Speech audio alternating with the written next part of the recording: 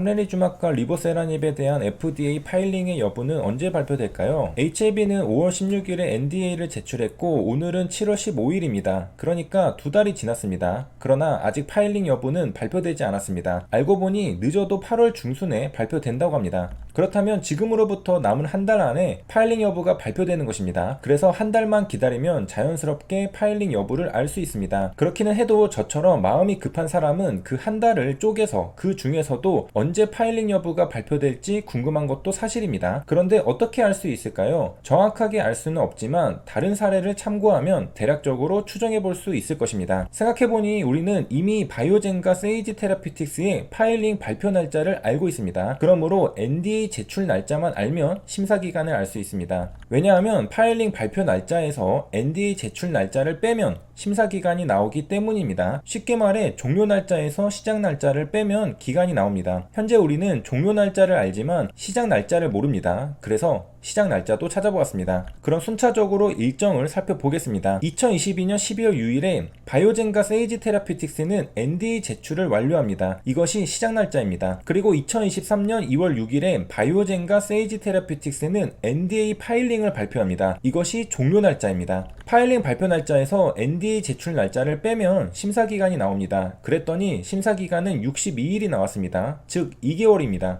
그런데 NDA 제출 날짜와 파일링 발표 날짜를 자세히 들여다보면 한 가지 특징을 발견할 수 있습니다. 그것은 날짜의 끝자리가 똑같다는 것입니다. 구체적으로 끝자리가 6일로 똑같습니다. 이러한 정보를 바탕으로 함레니주막과 리보세라닙에도 똑같은 심사기간을 적용해 보겠습니다. 말하자면 제출 날짜 2개월 뒤에 끝자리를 똑같이 맞춰 보겠습니다. 그러면 5월 16일은 7월 16일이 되고 5월 31일은 7월 31일이 됩니다. 여기서 리보세라닙을 기준으로 추정한 파일링 여부 발표날은 7월 16일입니다. 내일이죠. 이제서야 왜 HAB가 이 시점에 공지사항을 올렸는지 알 것 같습니다. 그 이유는 7월 16일을 발표날로 예상하고 있는 사람들이 많았기 때문입니다. 그러나 이날 파일링 여부가 발표되지 않는다면 다음날 월요일에 HAB 주주님들은 패닉 상태에 빠질 것입니다. 그래서 HAB는 미연에 사고를 방지하고자 발표날에 대한 구체적인 정보를 알려준 것 같습니다. 공지사항에서 새롭게 밝혀진 사실은 함렐리주맙의 BLA 제출 날짜 5월 31일이었습니다. 만약 함렐리주맙을 기준으로 파일링 여부의 발표날을 추정하면 7월 31일이 나옵니다. 제 느낌상 7월 31일이 될 가능성이 있습니다. 그러나